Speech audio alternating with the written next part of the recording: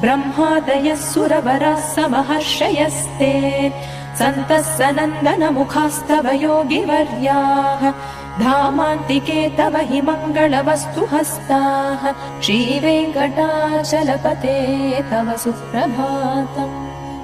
लक्ष्मीनिवास निरवद्य गुणैकसिन्धो संसारसागर समुत्तरणैकसेतो वेदान्तवेद्य निज वैभव भक्तभोग्य श्रीवेङ्कटाचलपते तव सुप्रभातम्।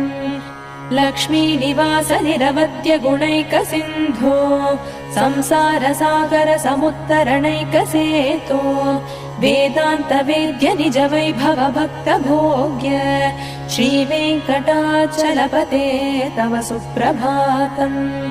इत्थं वृषाचलपतेरिह सुप्रभातम्। ये मानव